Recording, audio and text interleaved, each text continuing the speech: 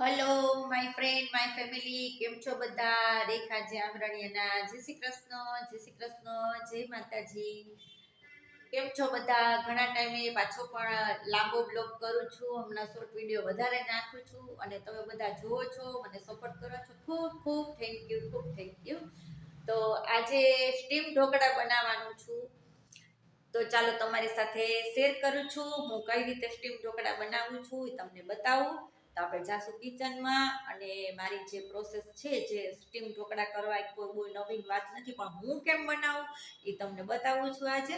ચાલો આપણે જાશું કિચનમાં. અને આ ફ્રેન્ડ, જો બપોરનો ટાઈમ છે, સાંજ પડી છે, તો સાંજની ચા પીવાઈ ગઈ છે અને ઘડિયાળ પણ તમને દેખાતી હશે કે કેટલા વાગ્યા છે. તો આપણે કિચનમાં જઈએ અને અહીંયા જો મેં તૈયારી કરી લીધી છે બધી.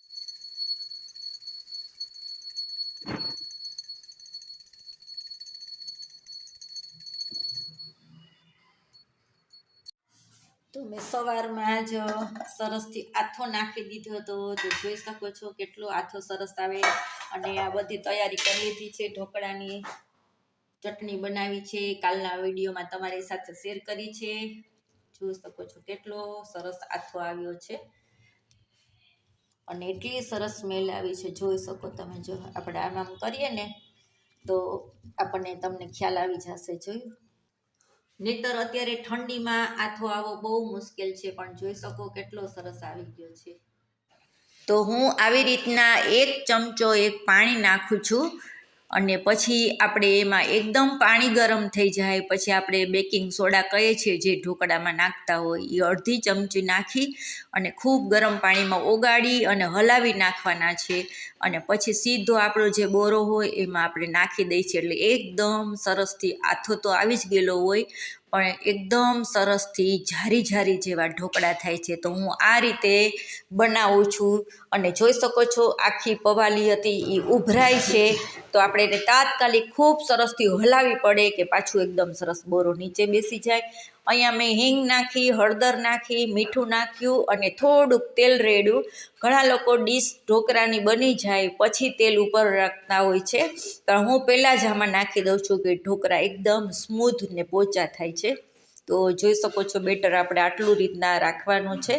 અને હવે આપણે થોડું થોડું ડીશમાં તેલ લગાવી દઈશું કે ઢોકળા તળિયે ચોટે નહીં.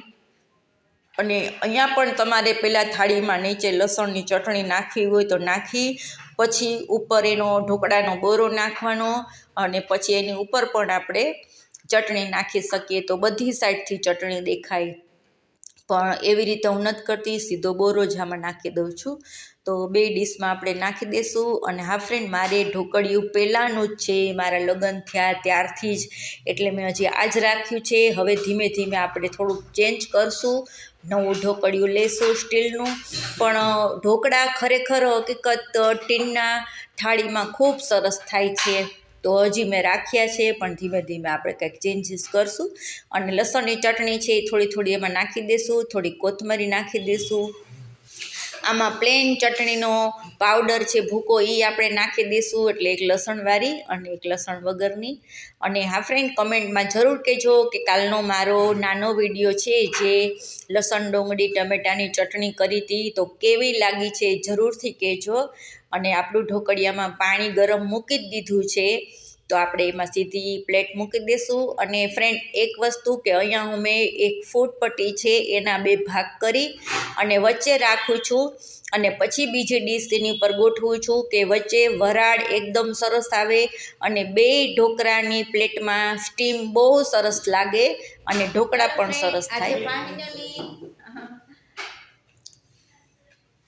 એને કોકનો ફોન આવી ગયો, દીપને મારી વાતો કરતો હતો અને હું આમ ફેરવા ગઈ તો એનો ફોન આવી ગયો, તો કે ખમ મમ્મી હું જરાક વાત કરી લઉં. અને હું પણ આવું ત્યાં ગેસ બંધ કરી આવું. કેટલું ફાસ્ટ ફાસ્ટ કામ હોય આપણે લેડીઝને. અમારે પાછું દીપને છે ને એવું છે ફ્રેન્ડ્સ કે જો અત્યારે મેં ઢોકળા બનાવ્યા છે, તમને બતાવ્યું મેં, તો પણ એને ચા જોઈએ, ચા બનાવી છે એટલે જલ્દી જલ્દી રસોડામાં આવવું પડ્યું ચા માટે. ચાલો ફ્રેન્ડ, અમારું ફિલ્ટર છે એની કીટ બદલાવાની છે. ફિલ્ટર બંધ થઈ ગયું છે, તો જો બંને અહીંયા વાતો કરે છે ને ફિલ્ટરની કીટ મગાવવાની છે. તો જગદીશ, જોવો તો જરાક. અને દીપ અહીંયા જો એની કીટ હોય એના કાંઈક નંબર છે જો શું એ હોય કેવાય દીપ કાર્બન હા કાર્બન છે અને ક્લિયરિટી એટલે બે મંગાવવાના છે એટલે પછી ફિલ્ટર ચાલુ થશે એમ ત્યાં સુધી આપણું ફિલ્ટર બંધ પાછા બોટલ લેવાની 2-3 દિવસ એમ ને સરસ ચાલો તો 2-3 દિવસ બોટલ આવશે અને ફિલ્ટર પણ ખોલી નાખ્યું છે તો હમણાં 2 દિવસ પાછી બોટલ આવશે ને બંને લેવા જાય છે અને આવશે પછી જમશું એવું નક્કી થયું છે ફ્રેન્ડ અને બસ હવે કલર પણ કરવો પડે એવું થઈ ગયું છે પણ હમણાં નહીં પછી કરશું સંક્રાંત આવશે ત્યારે બરાબર ને કારણ કે સંક્રાંતમાં મજા આવે સરસ તૈયાર થાય છે દીપે સીવલેસ ટી શર્ટ પહેર્યું હતું એનું તો હવે ચડાવ્યું અને બંને જાય છે કીટ લેવા ચાલો પાછા મળીએ આપણે આગળ હમણાં થોડીક વારમાં હો ત્યાં હું પાછી રસોઈ બધી બનાવી લઉં તો ચાલો હવે આપણે જોઈએ 10-15 મિનિટ જેવું થઈ ગયું છે ઢોકળા ચડી ગયા છે કે નહીં તો ચપ્પુ ભરાવીએ છે તો જો એકદમ સરસથી ચોખ્ખું નીકળ્યું છે